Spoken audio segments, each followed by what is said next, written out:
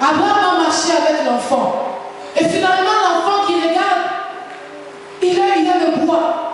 Je vois même le couteau. Il y a le fait qu'on a amené. Mais il pose la question à son père. Mais où est l'agneau? Parce qu'on est en train de partir pour offrir un sacrifice. On doit y avoir un animal à offrir à l'Éternel. Mais il est où l'agneau? Alléluia. En réalité, Isaac ne savait pas que c'était lui l'agneau qui devait être immolé. Or, en vérité, là je parle de la réalité. Mais en vérité, Isaac ne devait pas être immolé. Parce que sa mort n'allait servir à rien. Il a fallu que l'agneau immolé de Dieu, l'agneau qui sauve l'humanité, les sangs d'Isaac, c'était des sangs corrompus qui ne pouvaient pas racheter l'humanité. Pour que les sangs rachètent l'humanité, il aurait fallu un sang innocent. La Bible dit, l'Ancien Testament, les choses anciennes n'étaient que l'ombre des choses à venir. Cette image-là montrait l'image du Fils de Dieu qui devait être immolé pour le salut de l'humanité. Alléluia. Abraham répond à son fils, Dieu lui-même sait pouvoir. Ils ont marché, ils sont arrivés sur la montagne, le lieu où Dieu a indiqué à Abraham. Et là, Abraham a bâti l'autel. Bien-aimé, où as-tu bâti l'autel de ta vie? Où as-tu bâti l'autel de ta vie professionnelle? Ta vie sentimentale, ta vie amoureuse, tu l'as bâtie où? Est-ce au lieu habituel ou à l'endroit que l'Éternel t'a montré? Bien-aimé, après ces choses, Abraham dira, c'est pour cela qu'il est dit, c'est à la montagne de l'Éternel qu'il sera pourvu. Bien-aimé, aujourd'hui, il y a des complications, aujourd'hui, il y a des problèmes, il y a des tiraillements, des disputes dans l'œuvre de Dieu, parce que nous ne sommes pas à notre lieu de sacrifice. Tu dois, pour bien offrir les sacrifices à Dieu, connaître le lieu du sacrifice. Autrement, ça va trop peser sur tes épaules. Autrement, tu ne feras pas les choses et que Dieu en tirerait gloire. Tu feras les choses pour toi-même, mais ça ne sera pas pour Dieu.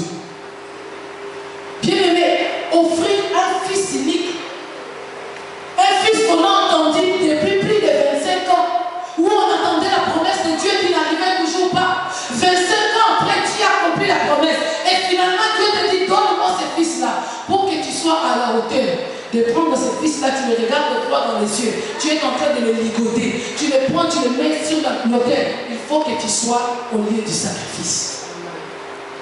Si tu n'es pas au lieu du sacrifice, tu ne pourras pas. On t'attend aujourd'hui à l'église. Qu'est-ce que je dois faire? Aujourd'hui, on est à l'intercession. Demain, non, l'intercession, c'est compliqué. Ou on doit venir toujours veiller, ou on doit prier pendant que... Non, moi je trouve que oui, l'intercession est compliquée pour toi parce que ce n'est pas ton lieu de sacrifice. Si l'intercession était pour toi le lieu de sacrifice, tu le ferais sans qu'on te pousse à le faire. Non, moi je vais être chanteur, moi je vais être musicien. Mais pendant que les gens sont à la répétition, toi tu es allé faire des courses. Pendant que les gens sont en train de préparer l'œuvre du Seigneur, toi tu es tranquille chez toi. C'est parce que ce n'est pas ton lieu de sacrifice. Cherche à découvrir les lieux de sacrifice. Ça te permettra que l'Éternel puisse se pourvoir dans ta vie. Nous ne voyons pas la main de Dieu par rapport à ce que nous faisons. Non, moi j'ai servi le Seigneur depuis 10 ans. Moi je sers le Seigneur depuis 15 ans. Moi je sers le Seigneur depuis autant d'années. D'accord, tu sers le Seigneur. Mais est-ce que tu es au lieu du sacrifice? Si tu n'es pas à la montagne, Dieu ne pourvoira pas. Abraham a appelé l'Éternel et Jéhovah Jireh parce qu'il s'est retrouvé au lieu du sacrifice. Bien-aimé, peut-être aujourd'hui tu peux te dire que je suis un enfant de Célèbre. Est-ce que tu es sûr que Célèbre est pour toi un lieu de sacrifice? Si vraiment Célèbre était pour toi un lieu de sacrifice, tu n'allais pas te comporter comme tu te comportes. Tu n'allais pas être là qu'on te pousse toujours à faire des choses. Il ne serait pas possible que pour que tu viennes le mercredi à l'église, on doit te le rappeler. Est-ce que tu ne sais pas qu'aujourd'hui on enseigne? Est-ce qu'on ne peut pas aller à l'enseignement? Ou on te force à faire des choses? Tu ne peux. Non. Quand tu es dans le lieu de sacrifice, tout paraîtra facile. Ça roulera comme sur des roulettes. Parce qu'à la montagne de l'Éternel, il sera pourvu. Bien aimé, il a fallu que Abraham marche marche des heures et des heures. Il a fallu qu'Abraham marche pendant des journées pour qu'il puisse enfin trouver le lieu de sacrifice. Voilà pourquoi la Bible dit, cherchez l'Éternel même en tâtonnant. Parce qu'en réalité, au premier vue, on ne sait pas toujours ce qu'on peut faire. C'est normal. Mais il faut, avec l'aide du Saint-Esprit, avec beaucoup de prières dans ta vie, que tu arrives à découvrir quel est ton lieu de sacrifice. Bien aimé, il y a même des gens, même par rapport à la vie professionnelle, nous avons embrassé des chemins qui ne nous étaient pas destinés. Parce que j'ai vu les gens le faire. Parce que je vois bien quand on porte l'uniforme, je veux aussi devenir militaire parce que j'aime l'uniforme. Est-ce que tu es sûr que devenir militaire, c'est ton lieu de sacrifice? Tu arriveras là-bas, le service militaire va commencer à peser sur toi. Tu ne feras pas les choses comme il faut parce que ce n'est pas ton lieu de sacrifice. Alléluia. Abraham était habitué à faire des sacrifices. Abraham était habitué à construire les autels. Mais cette fois-là, ce n'était pas l'autel habituel. Bien aimé, quand tu es dans ton lieu de sacrifice, tu feras les choses différemment. Tu ne feras pas les choses comme tout le monde. Tu ne feras pas les choses parce que je vois les autres les faire. Tu ne feras pas les choses parce que c'est le mouvement actuel des choses. Mais tu feras les choses conformément à la volonté de Dieu. Tu feras des choses qui vont rendre gloire à Dieu. Tu feras des choses pour que l'œuvre du Seigneur puisse aller de l'avant parce que nous sommes à la montagne de l'Éternel. C'est là qu'il sera confié. Et quand finalement Abraham a découvert son lieu de sacrifice, quand finalement il a mis l'enfant sur l'autel, il a levé même sa main, il était prêt à égorger cet enfant. Et la voix fit entendre des cieux, Abraham, ne fais pas ça. Maintenant, Dieu dit à Abraham, c'est maintenant là que je sais maintenant que tu me crains. Ah Dieu, j'ai quitté la maison de mon père sans savoir où j'allais. J'ai abandonné mes amis, j'ai laissé le palais que j'habitais. Je suis allé vivre dans le désert. Tout ça pour Dieu, ça n'a pas compté. Je suis même arrivé à un moment où je devais choisir d'aller habiter une ville déjà bâtie. Mais à cause de ton appel, j'ai laissé l'autre choisir. Moi, je suis resté dans le désert où il n'y avait rien, même pas de verdure. Parce que je savais que j'ai écouté la voix de l'Éternel. Je suis resté 25 ans d'attente avec des promesses qui ne s'accomplissaient pas. Tout ça n'a pas compté pour Dieu. Mais le jour où il est finalement au lieu de sacrifice, où il accepte de sacrifier ce que Dieu lui a demandé de faire, Dieu dit c'est maintenant. Donc le verset pas passé. Donc, le verset là c'était le verset d'attente. Isaac était déjà né. Tout ce temps-là jusqu'à ce qu'Isaac grandisse, Dieu n'a pas compté ça. Dieu n'a pas vu la crainte d'Abraham. Dieu n'a pas vu l'amour d'Abraham. Dieu dit c'est aujourd'hui, c'est maintenant que je vois que tu me crains. Bien-aimé, tout ce que tu feras hors ton lieu de sacrifice, pour Dieu ça ne comptera pas. C'est comme si tu es embauché dans une société. Ton poste, c'est secrétaire. Toi, tu arrives, tu dis non, le bureau de secrétaire n'est pas confortable. Moi, je vais m'installer au bureau de directeur. Là-bas, tu ne sauras rien faire. Tu vas peut-être commencer à signer les papiers. Tu vas peut-être commencer à arranger les choses. Ou à nettoyer, je ne sais pas où. Mais à la fin du mois, quand on va se rendre compte, le travail de secrétaire, il est où? On verra que le secrétaire n'a pas travaillé. Donc, tu ne seras pas payé. C'est pareil avec le Seigneur. Cherche à connaître ton lieu de sacrifice. Et quand tu es sur ton lieu de sacrifice, l'Éternel pourvoira lui-même. Tu n'auras pas d'effort à fournir. Tu ne sentiras pas lourd le travail de Dieu. Tu ne sentiras pas pesant l'œuvre du Seigneur. Ça va aller tout seul parce qu'en réalité, ce n'est pas toi qui feras, mais l'Éternel pourvoira lui-même. La Bible dit, nous sommes ouvriers avec le Seigneur. Nous ne travaillons pas par nos propres efforts. Nous ne travaillons pas de nous-mêmes, mais nous travaillons avec le Seigneur. Mais pourvu que nous soyons au lieu du sacrifice. Bien-aimé, cherche à découvrir ton lieu de sacrifice. Si tu es conscient que celle est pour toi un lieu de sacrifice, alors laisse-toi conduire par le Saint-Esprit, afin que l'Éternel le pourvoie lui-même. Abraham pouvait bien se trouver au lieu de sacrifice, mais s'il n'avait pas bâti l'autel,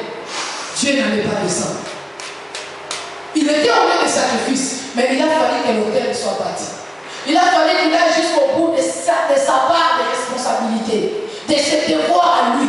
Il a fallu que l'enfant soit ligoté. Il a fallu que l'enfant soit étalé sur l'autel pour que finalement la voix se fasse entendre du ciel. Dieu peut-être au lieu du sacrifice. J'ai dit oui. Mais est-ce que ton autel est bâti? Oui, tu vas me dire que oui, j'ai déjà bâti mon autel, tout est déjà prêt. Est-ce que l'enfant est déjà sur l'autel? Sinon, la voix ne se fera pas entendre. Alléluia. Dieu appelle Moïse pour aller libérer le peuple d'Israël. Déjà, la naissance de Moïse, c'était quelque chose de significatif qui prouvait que cet enfant-là avait une mission avec le Seigneur. Tous les mâles devaient être tués en Égypte parce que les pharaons en réalité craignaient que ce peuple se multiplie, qu'il devienne nombreux et puissant et qu'un jour qu'il se lève pour nous attaquer. Alors il y a un décret qui a été signé, tous les enfants mâles devaient mourir à leur naissance. Mais quand la maman de Moïse mettra au monde ce beau bébé, il se dit cet enfant est trop beau pour être tué. Il prend le risque d'aller à l'encontre de la loi de Pharaon.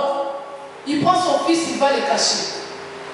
Et moi je me pose la question, est-ce que les gens n'ont pas vu cette femme-là enceinte?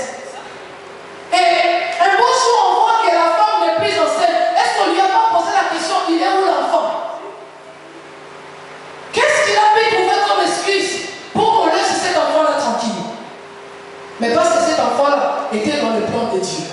Parce que cet enfant-là avait une mission à accomplir avec le Seigneur. Dieu lui-même a pris soin de garder cet enfant.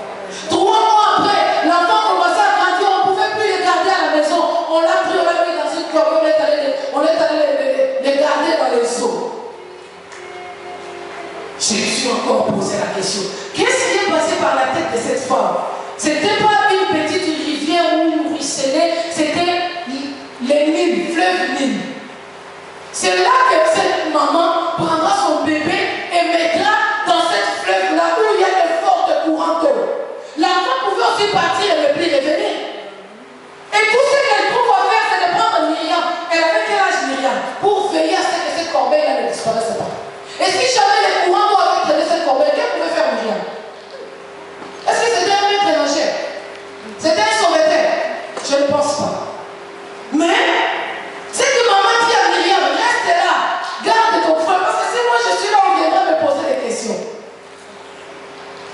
Et finalement, Dieu, sachant faire les choses, c'est la fille du pharaon qui descend au Nil pour aller se baigner. Est-ce qu'elle a fait l'habitude de descendre tout le temps au Nil pour aller se baigner? Ou cette journée-là, c'était exceptionnel, où on se dit, aujourd'hui, c'est l'eau de Nil qui nous fait. Elle trouve l'enfant, elle ramène l'enfant chez elle. Elle élève comme si c'était son fils. Moïse qui grandit, qui découvre qu'en réalité, la maison de Pharaon n'est pas mon lieu de sacrifice. Je fais partie de ce peuple-là qu'on fait souffrir. Et au lieu de comprendre que son rôle à lui, c'est de libérateur, Moïse a voulu se faire passer pour un juge. Alléluia. Il trouve un Égyptien et un Israélite en train de se battre. La Bible dit qu'il tua l'Égyptien. Croyant bien faire. Parce qu'il s'est dit, je défends mon peuple. Il n'était pas appelé à être défenseur de son peuple, mais il était appelé à être le libérateur. Alléluia. Ce que tu fais là, tu crois que c'est à cela que Dieu t'a appelé? Juge le serviteur de Dieu. Ah non, ce qu'il a fait là, c'est pas bon. Mais l'apôtre, ce qu'il fait vraiment, est-ce pour qui il se prend? Est-ce qu'il ne sait pas? Est-ce que Dieu est établi pour être juge de l'apôtre? Oh non, moi je suis son conseiller. Conseiller? Qui t'a établi conseiller? Moïse avait bel et bien la mission à accomplir avec le Seigneur. Moïse était réellement le choix de Dieu pour le peuple d'Israël. Mais il n'était pas appelé à être juge. Il était appelé à être le libérateur. Et pour libérer un peuple, on ne peut pas se mettre à le juger. Ni à juger ses ennemis non plus. Un jour, il trouve des Hébreux en train de se disputer entre eux. Non, écoutez, ne faites pas ça. Les gens lui disent, qu'est-ce qui se passe? Qui t'a établi juge au milieu de nous?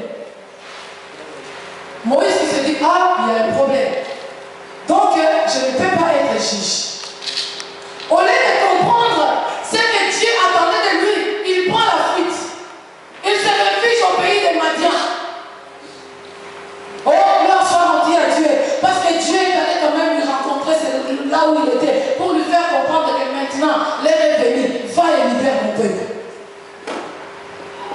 Bien-aimé, si tu n'es pas à ton lieu de sacrifice, tu croiras accomplir de bonnes œuvres, tu croiras bien faire, mais tout ce que tu feras se retournera contre toi, parce que ce n'est pas à cela que Dieu t'a appelé. Essaye un peu maintenant de commencer à évaluer ton parcours chrétien. Depuis que tu as connu le Seigneur, depuis que tu sers le Seigneur, quels sont les résultats du travail que tu fais? Ça va t'aider à comprendre si tu es dans un lieu de sacrifice ou si tu ne l'es pas. Ou si tu es sur le lieu de sacrifice, est-ce que le sacrifice que tu offres, c'est ça pour ça que tu as été destiné? Alléluia. C'est quoi ce protocole-là qui arrive toujours à l'état à l'église? Non, ce n'est pas ton lieu de sacrifice. Tu n'es pas appelé avec le protocole. C'est quoi cette intercession-là qui n'aime pas la prière? On prie 1 heure du temps, il est déjà fatigué. On a fait des prières, il n'est jamais là. Non, tu n'es pas dans ton lieu de sacrifice.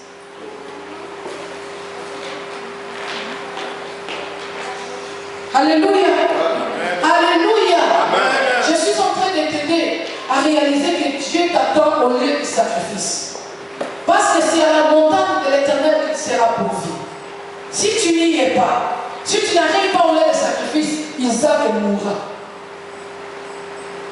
Et oui, si Abraham s'était dit, oh non, Dieu me demande déjà quelque chose de difficile, et puis je dois encore marcher pour aller, non, non, non, non. J'ai fini tout en même temps là, je sacrifie l'enfant et puis on n'en parle plus. Oui, oui, Isaac allait mourir. Bien aimé, Isaac, ta fille est déjà mort. Tu sais pourquoi? Parce que tu as bâti l'autel à un endroit qui n'est pas indiqué par l'Éternel. Parce que tu as offert le sacrifice dans un lieu qui n'est pas approprié. Mais c'est à la montagne de l'Éternel qu'il sera pourvu. Il sera chevauché dans ta vie quand tu arriveras au lieu de sacrifice. Pendant qu'Abraham répondait à son fils, Dieu te pourvoira lui-même. Il n'avait pas en tête exactement ce que l'Éternel avait fait. Peut-être qu'il se disait, non, Dieu va changer le langage. Dieu m'a fait juste une mauvaise blague. Non, c'était juste une blague. Quand je vais arriver, Dieu va dire, non, Abraham, c'était une blague, toi aussi, Abraham. Tu n'as pas ça, c'est l'humour, hein, Abraham. Retourne avec ton fils. C'est peut-être à ça qu'Abraham s'attendait. Mais ce qui est sûr dans son cœur, il savait que si j'arrive à la montagne de l'Éternel, Dieu te pourvoira lui-même. As-tu déjà expérimenté dans ta vie que le Dieu que tu sers, c'est un Jéhovah Jireh? Si tu ne l'as pas encore connu comme étant Jéhovah Jireh, c'est que tu n'es pas encore arrivé au lieu de sacrifice. Moïse, il prend la fuite, il se réfugie et il dit, bon voilà, on ne n'entend plus parler de moi. Ce peuple-là, que moi je voulais sauver, que moi je voulais défendre leur cause, que je voulais qu'ils puissent vivre dans la paix, mais non, ils se sont retournés contre moi. Alors oui, je m'en fais, on n'entendra plus parler de moi. Là où il était, bien qu'il ait épousé une femme, bien qu'il ait fait des enfants, mais comme ce n'était pas son lieu de sacrifice, le lieu de sacrifice était l'Égypte, libérer ce peuple-là et les amener dans la terre promise. Bien aimé, puisque tu n'es pas à ton lieu de sacrifice, tu feras en sorte que là où tu es, il y ait toujours des troubles. Si vous avez toujours des troubles dans l'équipe où vous travaillez, si vous avez toujours des problèmes dans les services auxquels vous vous trouvez, posez-vous des questions. Si ce n'est pas moi, donc il y a quelqu'un ici qui n'est pas à son lieu de sacrifice. Priez le Seigneur. Demandez au Saint-Esprit qu'il vous dise qui est qui dans cette équipe-là. Les gens de ce monde disent, vaut mieux être seul que mal accompagné. Il y a de ces équipes dans l'église qui sont mal accompagnées. Voilà pourquoi l'œuvre de Dieu ne va pas de l'avant. Il y a toujours des problèmes. Dans l'intercession, on a toujours les intercesseurs. Qu'est-ce qui se passe? Quand vous voulez, qu'est-ce qui se passe les intercesseurs? Non, on n'a pas de problème. Mais nous voyons que vous avez des problèmes. Comment vous... Oui, il y a un problème. Vous savez, le problème, c'est quoi? Parce qu'il y a au milieu de vous les gens qui ne sont pas au milieu des sacrifices.